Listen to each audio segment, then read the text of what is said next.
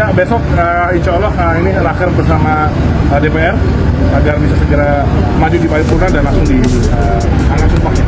Update berita mengenai calon pemain naturalisasi terbaru Timnas Indonesia.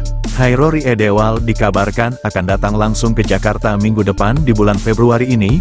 Hairo diupayakan untuk mengambil sumpah secepat mungkin, sehingga dirinya dapat bermain dengan Timnas Indonesia melawan Australia dan Bahrain pada bulan Maret mendatang. Berikut kutipan berita yang beredar, Hairo Riedewald diupayakan bisa datang ke tanah air.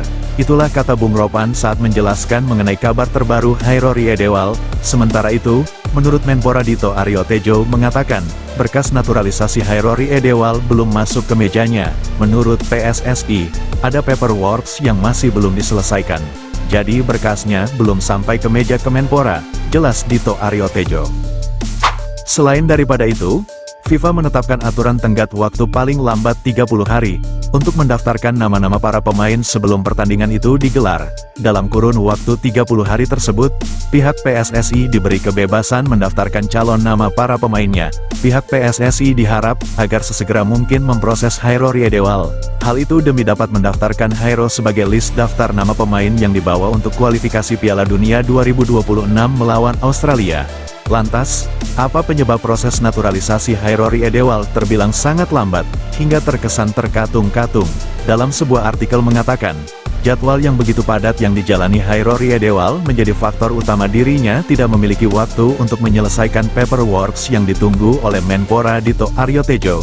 Diketahui, Hairo Riedewald menjadi pemain pilar di klubnya Royal Antwerp. Saat ini, Royal Antwerp menduduki klasemen yang cukup tinggi di urutan keempat Liga Belgia. Bahkan saking padatnya jadwal latihan hingga turnamen Hairo di Belgia, beredar spekulasi yang mengatakan bahwa Hairo Riedewald dengan sengaja mencari kartu merah saat meninju pemain lawan di menit 90. Atas kejadian itu, Hairo mendapat sanksi cukup berat. Hairo disanksi tidak bisa perkuat klubnya Royal Antwerp di 2 pertandingan. Dan ternyata itulah yang memang diinginkan Hairo untuk mendapatkan waktu menyelesaikan paperwork-nya yang sedang ditunggu Menpora, untuk sesegera mungkin diserahkan ke Menpora Dito Aryo Tejo. Dan untuk saat ini, PSSI mengupayakan agar proses Hairo bisa secepatnya diselesaikan untuk menghadapi Australia di bulan Maret nanti. Nog een aantal jongens, ook uit Nederland en uit Indonesië. Berikut hasil meeting dari pertemuan antara Ketua PSSI Erick Thohir dan Patrick Kluivert beserta staf kepelatihannya jelang menghadapi Australia di Sydney. Ja, een week of 5 pemain naturalisasi baru sudah dipersiapkan Patrick Kluivert dan staf kepelatihannya. 5 pemain baru tersebut siap diturunkan oleh Alex Pastoor secara bersamaan demi mengisi susunan strategi Total Football. Berikut daftar 5 pemain keturunan baru yang belum pernah diturunkan secara serentak, yang berpotensi akan membawa perubahan permainan Timnas Indonesia lebih menyerang. 2,5 geleden hebben we met z'n drieën bij elkaar gezeten. Sebelum kita bahas, mohon disimak hingga selesai, agar Anda dapat memahaminya secara utuh. Berikut berita selengkapnya yang sudah kami rangkum. It doesn't feel like the World Cup is getting closer. The long history of the World Cup journey until now has become the number .1 global party that is most awaited by billions of the world's population. Billions of eyes on the global BOA party of the World Cup. Will there be any interesting surprises in the 2026 World Cup edition?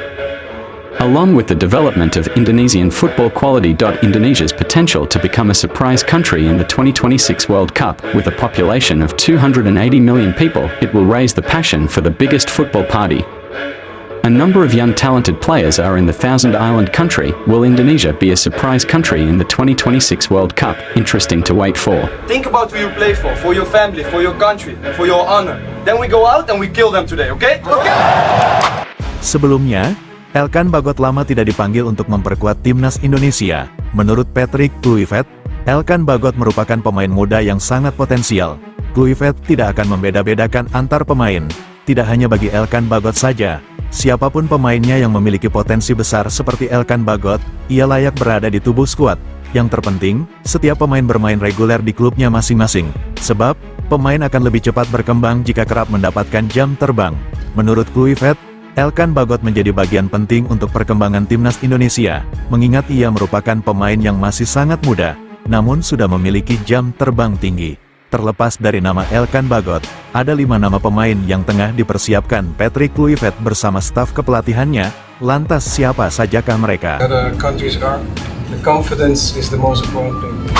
5 pemain naturalisasi baru timnas Indonesia siap mengguncang Australia. Sebanyak 5 pemain naturalisasi baru akan memperkuat timnas Indonesia saat menghadapi Australia di Sydney Stadium, yang mana kelima pemain tersebut belum pernah turun secara bersamaan. Patrick Kluivert, yang merupakan pelatih baru timnas Indonesia, memiliki alasan kuat untuk optimis tinggi meraih poin di kandang Australia.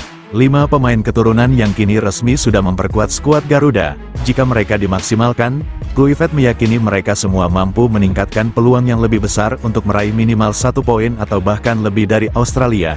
Kelima pemain tersebut, 2 dari mereka baru saja mendapatkan paspor Indonesia. Sementara 3 lainnya sudah tersedia setelah absen di pertemuan pertama pada September tahun 2024 lalu. Berikut daftar 5 pemain naturalisasi baru yang siap mengguncang Sydney. Yang pertama, Ole Romeni. Penyerang Oxford United tersebut diperkirakan sudah resmi menjadi warga negara Indonesia pada awal Februari tahun 2025 ini. Ole Romeni hampir sudah dipastikan sudah tersedia saat membela Merah Putih melawan Australia.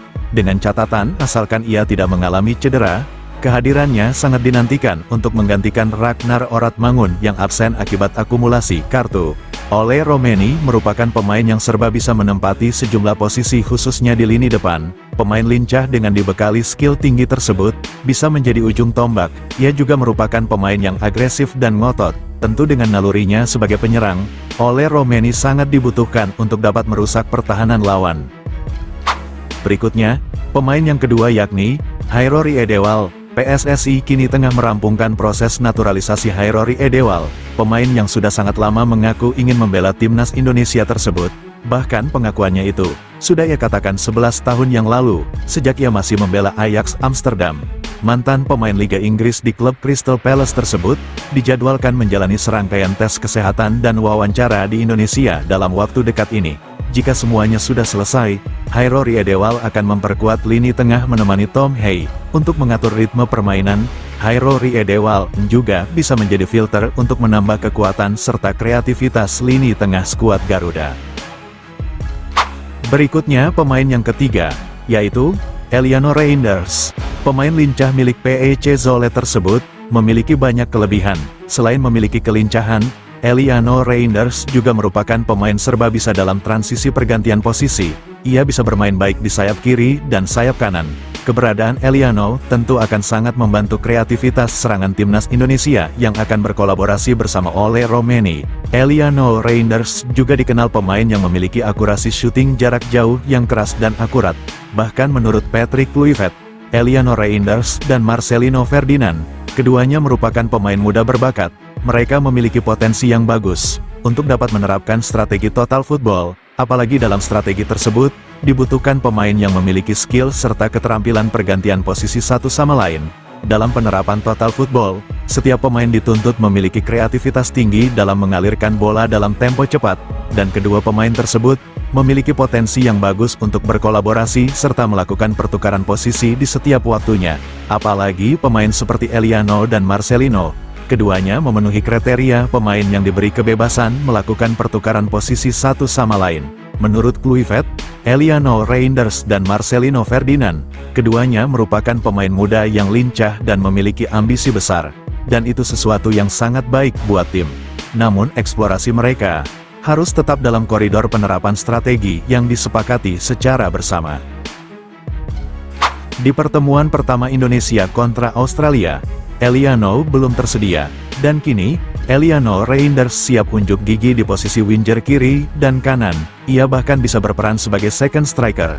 Mengingat Eliano Reinders pemain serba bisa, keberadaannya dalam tubuh skuad akan memberikan variasi serangan di lini depan membantu Ole Romeni. Yang keempat, yaitu Mes Hiljes.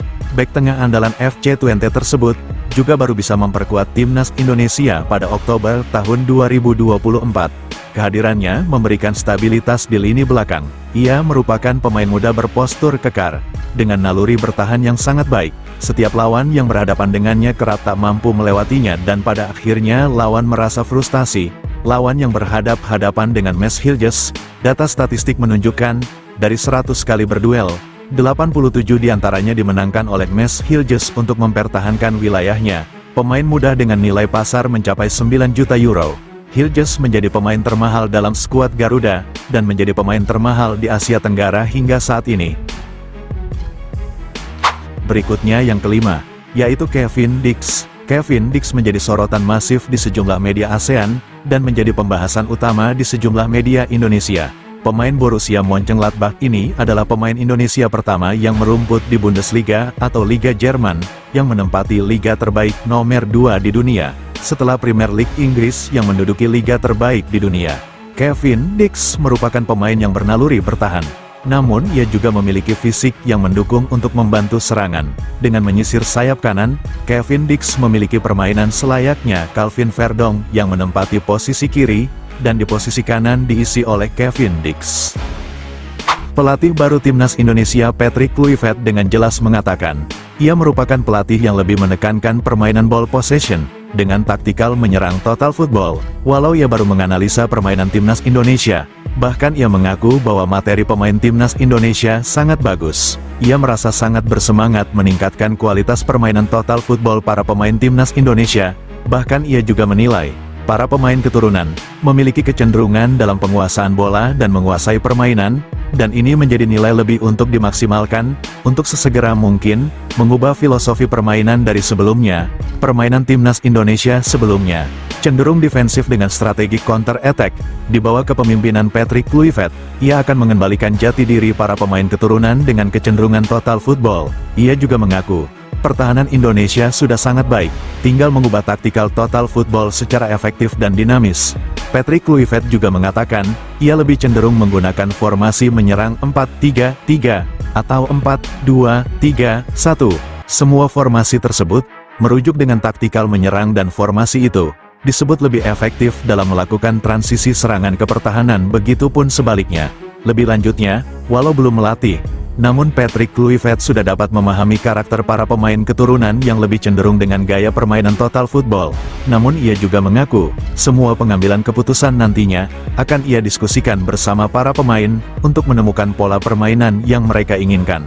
Namun, strategi permainan yang akan berjalan lebih beragam, dengan pergerakan yang lebih dinamis. Semua itu tetap di bawah komando strategi Patrick Kluivert, yang juga akan dibantu asistennya, juru taktik handal asal Belanda, Alex Pastoor. Sebelum meninggalkan tayangan ini, silakan Anda subscribe channel YT Real ini, agar Anda terus mendapatkan berita perkembangan serta informasi jadwal pertandingan Timnas Indonesia selanjutnya. Sampai jumpa di tayangan berikutnya. Bye YT Real.